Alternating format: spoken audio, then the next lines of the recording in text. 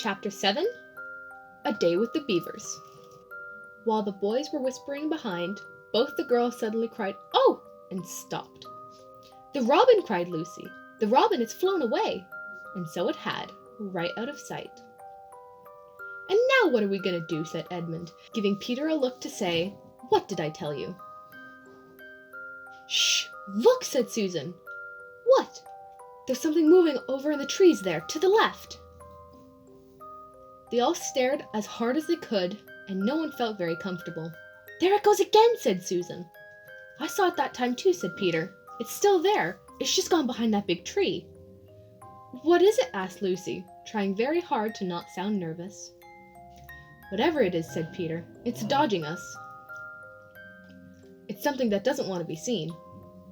"Let's go home," said Susan. And then, though nobody said it out loud, everyone realized the same fact that Edmund had whispered to Peter at the end of the last chapter. They were lost.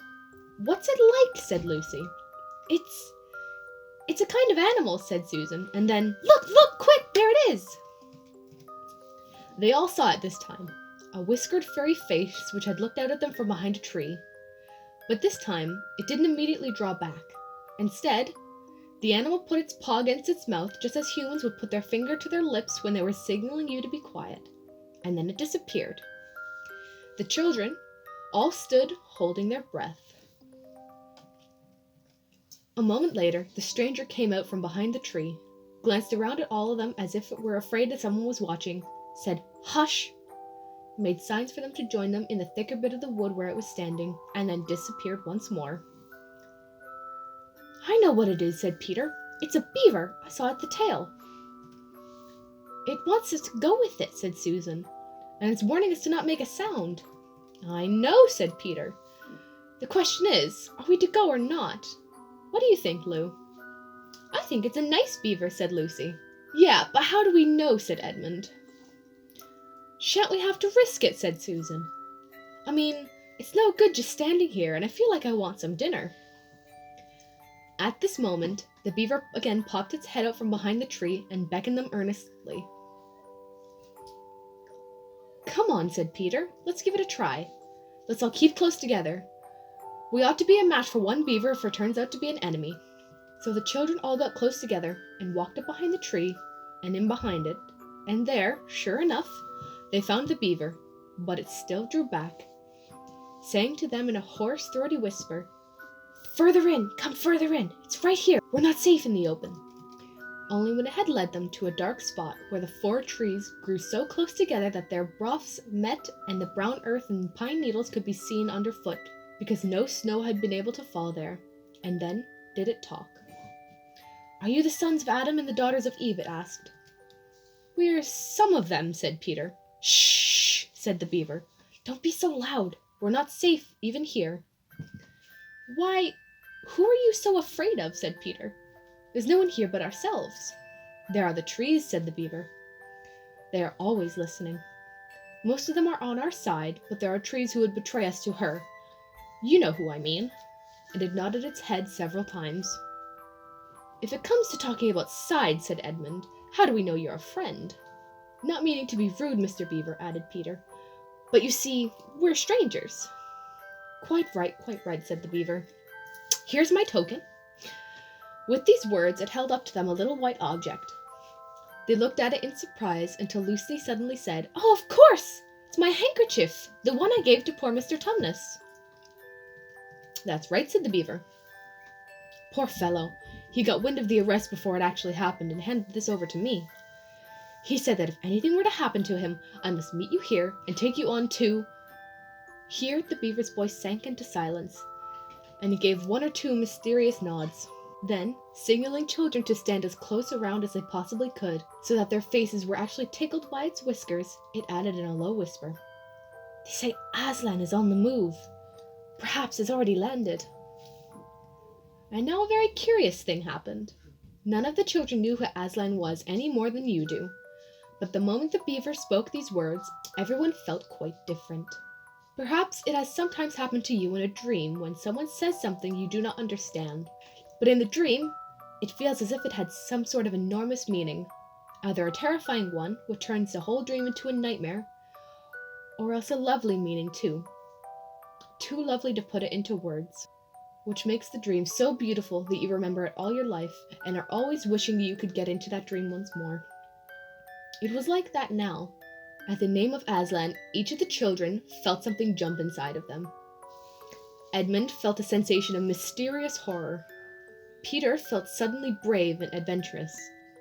Susan felt as if some delicious smell or some delightful strain of music had floated by her. And Lucy got the feeling you have when you wake up in the morning and realize that it is the beginning of the holidays or the beginning of summer. "And what about Mr. Tumnus?" said Lucy. "Where is he?" "Shush!" said the beaver. "Not here. I must bring you to where we can have real talk and also dinner." No one except Edmund felt any difficulty about trusting the beaver now, and everyone, including Edmund, was glad to hear the word dinner. They therefore all hurried along behind their new friend, who led them at a surprisingly quick pace, and was always in the thickest parts of the forest for over an hour.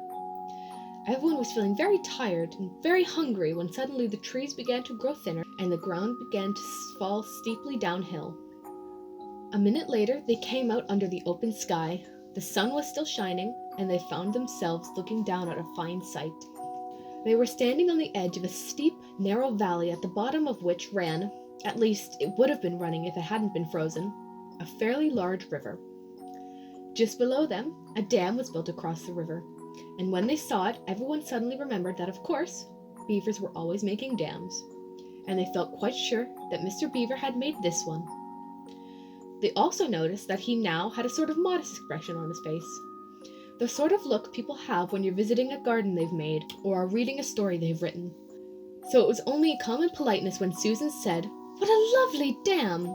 But when Mr. Beaver didn't say, "Hush" this time, but merely a trifle, it isn't really finished.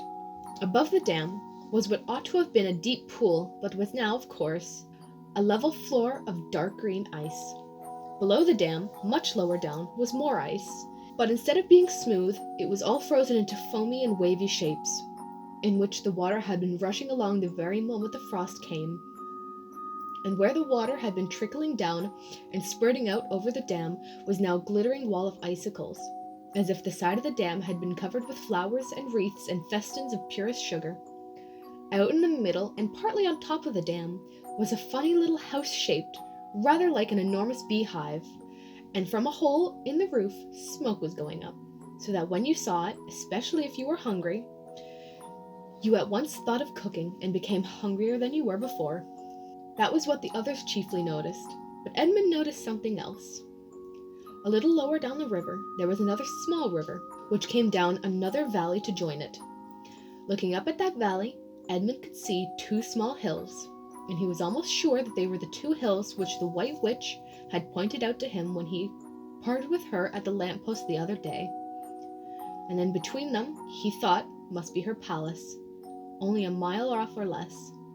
And he thought about Turkish delight and about being king. "And I wonder how Peter will like that," he asked himself, and horrible ideas came to his mind. "Here we are," said Mr. Beaver, "and it looks as if Mrs. Beaver is expecting us.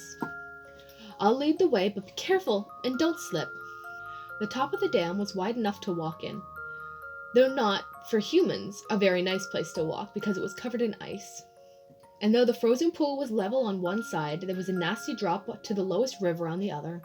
Along this route, Mr. Beaver led them in single file right out to the middle, where they could look a long way up the river and a long way down it. And when they had reached the middle, they were at the door of the house. "Here we are, Mrs. Beaver," said Mr. Beaver. "I've found them. Here are the sons and daughters of Adam and Eve," and they all went in. The first thing Lucy noticed when she went in was a burring sound, and the first thing she saw was a kind-looking old she-beaver sitting in the corner with a thread in her mouth, working busily at her sewing machine, and it was from that which the sound came. She stopped her work and got up as soon as the children came in. "So you've come at last," she said, holding out both of her wrinkled old paws. "At last! To think that I ever should have lived to see this day. The potatoes are on boiling and the kettle singing, and I dare say, Mr. Beaver, you'll get us some fish." "That I will," said Mr. Beaver, and he went out of the house. Peter went with him, and across the ice to a deep pool to which he had a little hole in the ice where he kept open every day with his hatchet. They took a pail with them. Mr. Beaver sat down quietly at the edge of the hole. He didn't seem to mind it being so chilly, and looked hard into it, then suddenly shot in his paw, and before you could say Jack Robinson, had whisked out a beautiful trout. Then he did it all over again until they had a fine catch of fish. Meanwhile, the girls were helping Mrs. Beaver fill the kettle and lay out the table and cut the bread and put the plates in the oven to heat and draw a huge jug of beer from Mr. Beaver from the barrel which stood at the corner of the house, and to put on the frying pan and get the drippings hot. Lucy thought the Beavers had a very snug little home, though it was not a lot like Mr. Tumnus's cave. There were no books or pictures, and instead of beds there were bunks like a board ship built into the wall. And there were hams and strings of onions hanging from the roof, and against the walls there were gumboots and oilskins and hatchets and pairs of shears and spades and trowels, and things for carrying out mortar in, and fishing rods and fishing nets and sacks. And the cloth on the table, though very clean, was very rough. Just as the frying pan was nicely hissing, Peter and Mr. Beaver came in with the fish, which Mr. Beaver had already opened with his knife and was cleaning out in the open air. You can think of how good the newly caught fish was when they were frying, and how the hungry children longed for them to be done, and how very much hungrier still they had become when Mr. Beaver said, "Now we are nearly ready." Susan drained the potatoes and then put them all back in the empty pot to dry on the side of the range, while Lucy was helping Mrs. Beaver dish out the trout.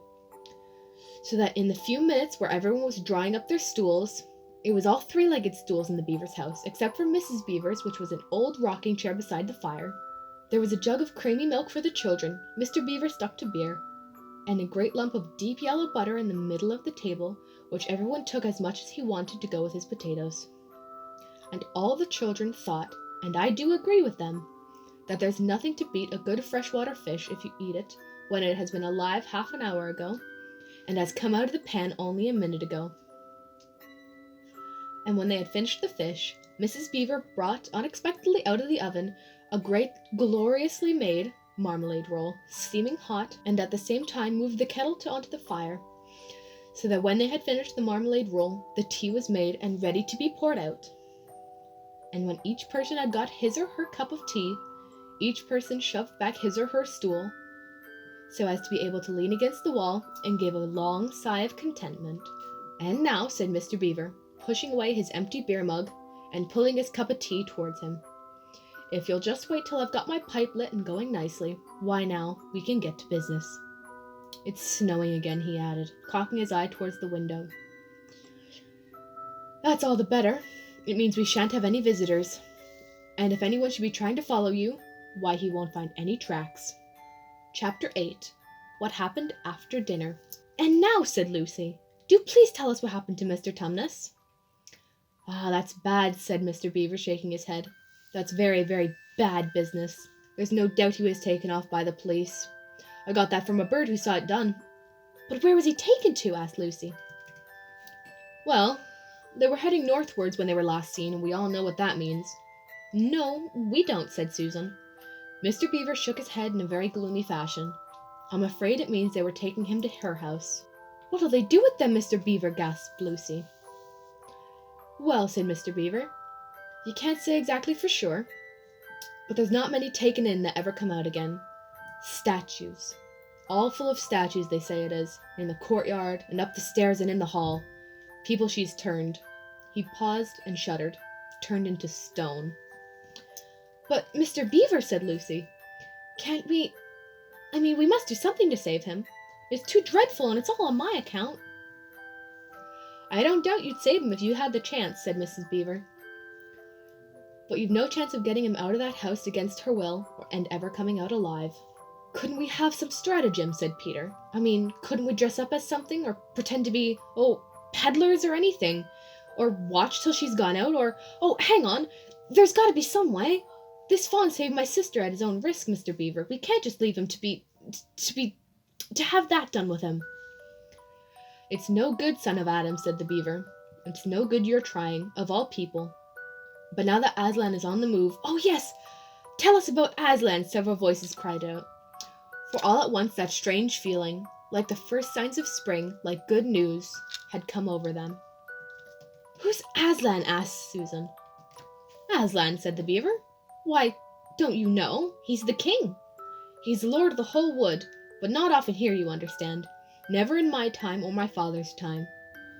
But the word has reached us that he's come back. He is in Narnia at this moment. He'll settle the White Witch all right. It is he, not you, that will save Mr. Tumnus." "She won't turn him into stone too?" said Edmund. "Lord love you, son of Adam, what a simple thing to say," answered Mr. Beaver with a great laugh. "Turn him to stone? As if she could stand on her 2 feet and look at him in the face. It'll be the most thing she could do, and more than I expect of her. No, no, he'll put it all to rights, as said the old rhymes in these parts. Wrong will be right when Aslan comes in sight. At the sound of his roar, the sorrows will be no more. When he bares his teeth, winter meets its death, and when he shakes his mane, we'll have spring again. You'll understand when you see him." "But shall we see him?" asked Susan. "Why, daughter of Eve, that's why I brought you here." "I am to lead you to where you shall meet him," said Mr. Beaver. Is he a man?" asked Lucy. "Aslan a man?" said Mr. Beaver. "Certainly not. I tell you he is the king of the wood and the son of the great emperor beyond the sea. Don't you know who is the king of the beast? Aslan is a lion, the great lion." "Oh," said Susan, "I thought he was a man. Is he quite safe? I shall feel rather nervous about meeting a lion." "That you will, dearie, and make no mistake," said Mrs. Beaver. "If there's anyone who can appear before Aslan without his knees knocking, they are either braver than most, or else just silly." "Then he isn't safe," said Lucy. "Safe," said Mr. Beaver. "Don't you hear what Mrs. Beaver tells you? Who said anything about safe? Of course he isn't safe, but he's good. He's the king, I tell you." "I'm longing to see him," said Peter, "even if I do feel frightened when it comes to the point." "That's right, son of Adam," said Mr. Beaver, bringing his paw down on the table with a crash that made the cups and saucers rattle. "And so you shall. Word has been sent that you are to meet him, tomorrow if you can, at the stone table." "Where's that?" said Lucy. "I'll show you," said Mr. Beaver. "It's down the river, a good step from here. I'll take you to it." "But meanwhile, what about poor Mr. Tumnus?" said Lucy. "The quickest way you can help him is by going to meet Aslan," said Mr. Beaver once more. "Once he's with us, then we can begin doing things again. Not that we don't need you too, for that's another of the old rhymes. When Adam's flesh and Adam's bone sits in Cair Paravel on the throne, the evil time shall be over and done. So things must be drawing near their end now that he's come, and you've come. We've heard of Aslan coming to these parts before, long ago, nobody can say when. But there's never been any of your race here before." "That's what I don't understand, Mr. Beaver," said Peter. "I mean, isn't the witch herself human?" "She'd like us to believe it," said Mr. Beaver. "And it's on that she bases her claim to be queen, but she is no daughter of Eve. She comes of your father Adam's," here Mr. Beaver bowed, "your father Adam's first wife. Her they called Lilith. And she is one of the Jinn. That's what she comes from on one side. On the other, she comes from the giants. No, there isn't a single drop of human blood in that witch." "And that's why she's bad all through," said Mrs. Beaver. "True enough, Mrs. Beaver," said Mr. Beaver. "There may be 2 views about humans, meaning no offense to the present company.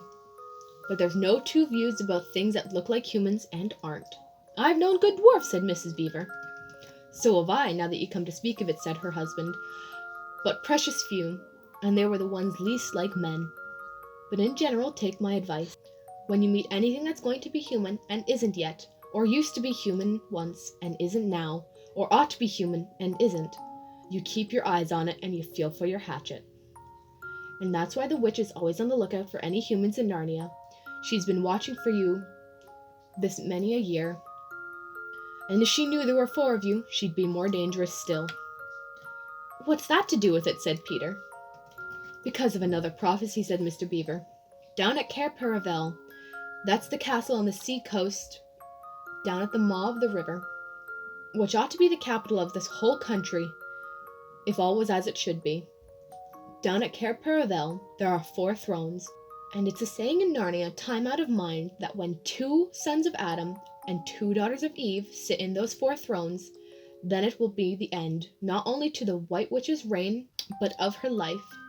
And this is why we had to be so cautious when we came along. For if she knew about you four, your lives wouldn't be worth a shake of my whiskers." All of the children had been attending so hard to what Mr. Beaver was telling them that they had noticed nothing else for a long time. During the moment of silence that followed his last remark, Lucy suddenly said, "I say, where's Edmund?" There was a dreadful pause, and then everyone began asking, "Who saw him last? How long has he been missing? Is he outside?" And then all went rushing to the door and looked out. The snow was falling thickly and steadily. The green ice of the pool had vanished under a thick white blanket, and from where the little house stood in the center of the dam, you could hardly see either bank. Out they went, plunging well over their ankles into the soft new snow, and went around the house in every direction. "Edmund! Edmund!" they cried, until their voices were hoarse. But the silently falling snow seemed to muffle their voices, and there was not even an echo in answer. "How perfectly dreadful," said Susan, as they came at last back in despair. "Oh, how I wish we'd never come." "What on earth we do, Mr. Beaver?" said Peter. "Do? We must be off at once. We've not got a moment to spare." "We'd better divide into 4 search parties," said Peter, "and all go in different directions.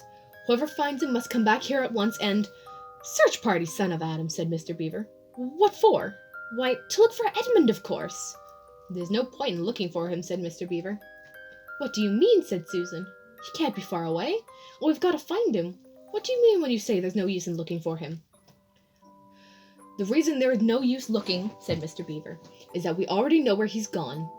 Everyone stared in amazement. "Don't you understand?" said Mr. Beaver. "He's gone to her, to the White Witch. He's betrayed us all." "Oh, surely, oh, really," said Susan. "He can't have done that."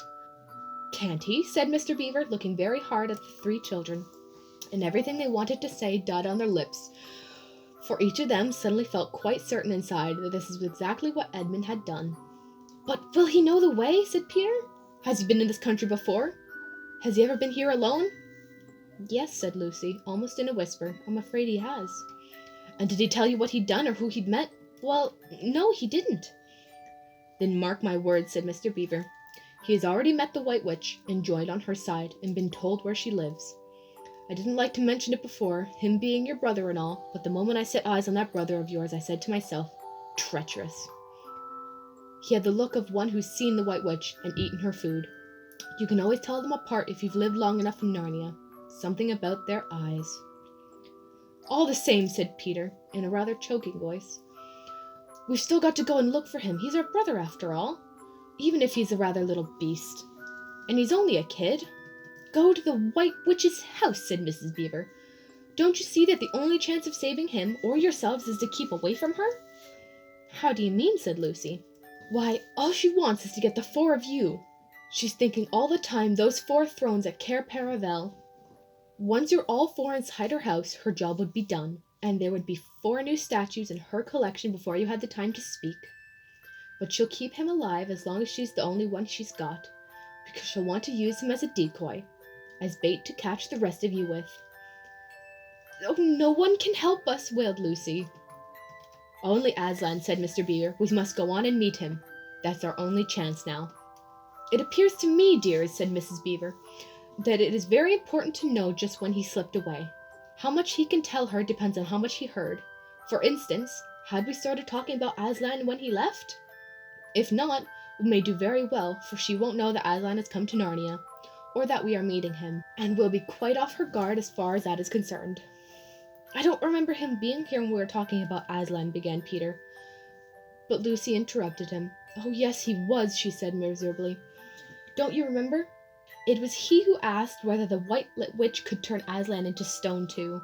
"So he did, by Jove," said Peter. "Just the sort of thing he would say, too." "Worse and worse," said Mr. Beaver. "And the next thing is this. Was he here when I told you all the place for meeting Aslan was the stone table?" And of course, no one knew the answer to this question, because if he was, said Mr. Beaver, then she'll simply sled down in that direction and get between us and the stone table and catch us on our way down. In fact, we shall be cut off from Aslan. "But that isn't what she'll do first," said Mrs. Beaver. "Not if I know her. The moment Edmund tells her that we're all here, she'll set out to catch us on this very night. And if he's been gone for half an hour, she might be here in another 20 minutes. You're right, Mrs. Beaver, said her husband.